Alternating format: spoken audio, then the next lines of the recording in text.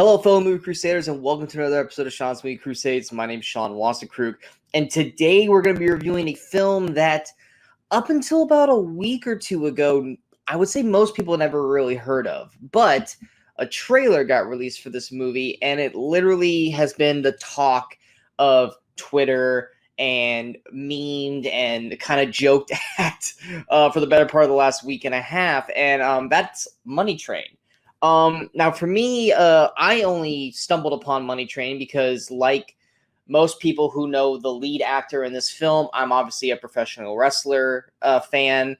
I've been watching it all my life. I also was a professional independent wrestler for 14 years.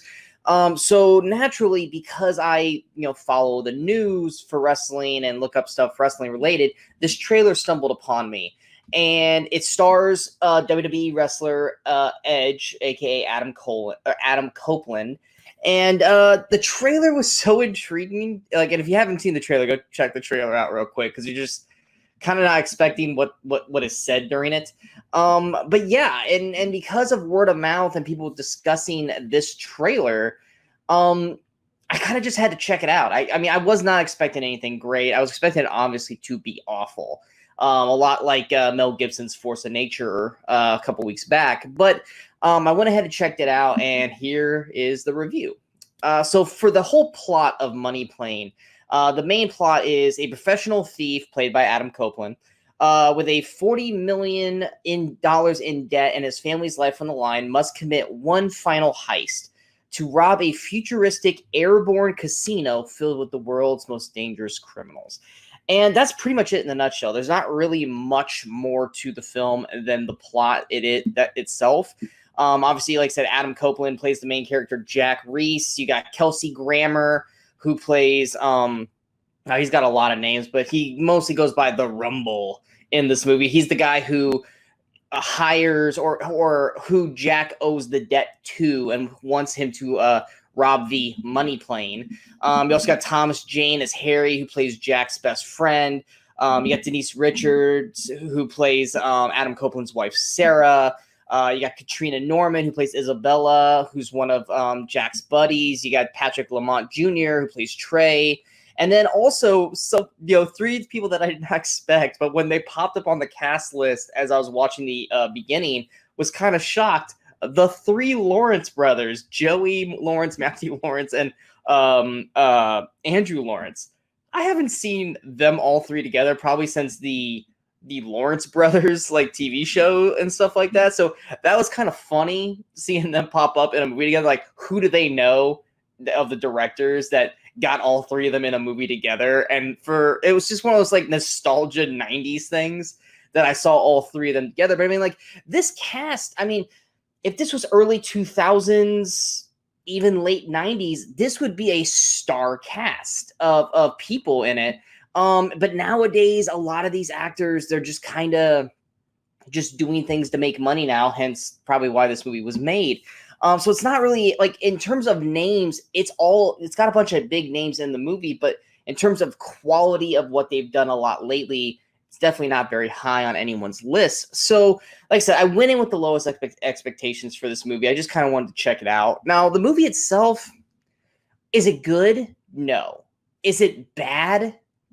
Not really. It was fine for what it was. I mean, yes, the plot is paper thin. Yes, the acting is not great. Yes, the action is kind of I wouldn't say ridiculous, but there's certain scenes, there's a gunfight scene where they're just so blatantly out in the open and no one got hit by any bullets. Just means that everyone there was supposed to be the worst shots ever, but based off of their abilities and their jobs, they should not have missed their targets, but they're just so out in the open. There's also a fight scene in the cockpit that just comes off more goofy than anything else than actually a cool fight.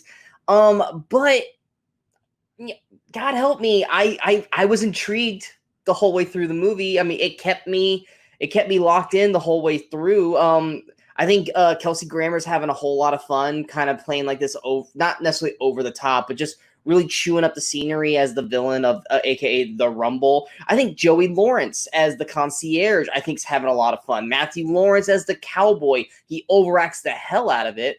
but you can tell he's having fun. I would say the one Lawrence brother, Andrew, who plays Iggy, he kind of just mopes around the whole movie because you can tell like his character kind of gets side saddled throughout the film.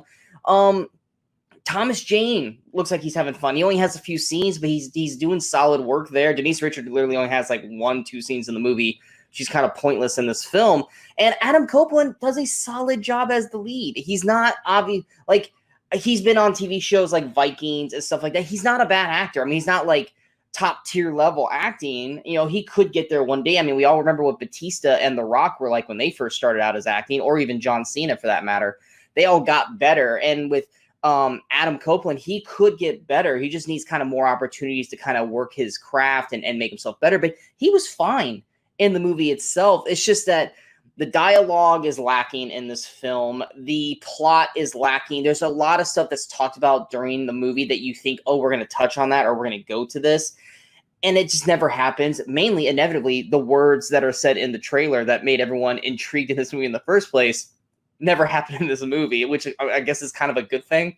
But it's just, it's a standard, almost 90s-esque action movie. It's not anything that you haven't seen before in something like a Passenger 57 or any like Steven Seagal movie from the 90s. So, I mean, in terms of like the 90s action films, I think you guys would like this for the most part, but up to today's standards of where action movies have become and just the landscape of movies in general, I mean, no, it's not considered a good movie. It's not a movie I necessarily would recommend unless you like all these actors, you know, then check it out.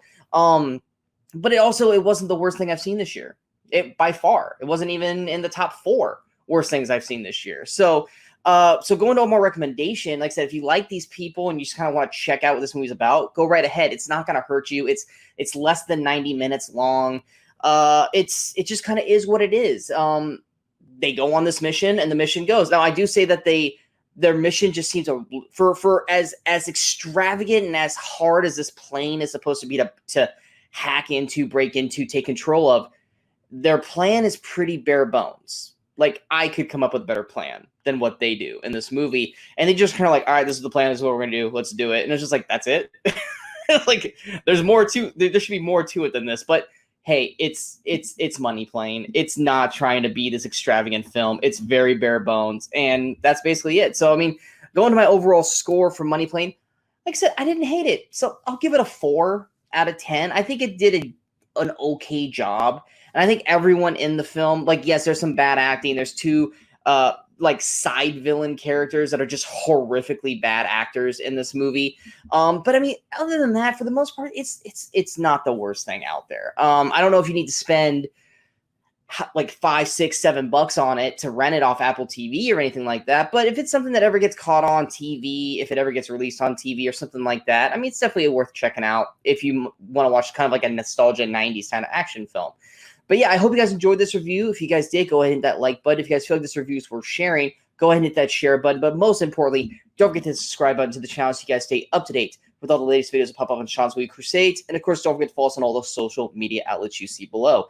Coming up next is another Apple TV movie, and that is Tom Hanks' World War II naval film, Greyhound. So be on the lookout for that. And until next time, in case I don't see you, good morning, good afternoon, and good night, Movie Crusaders.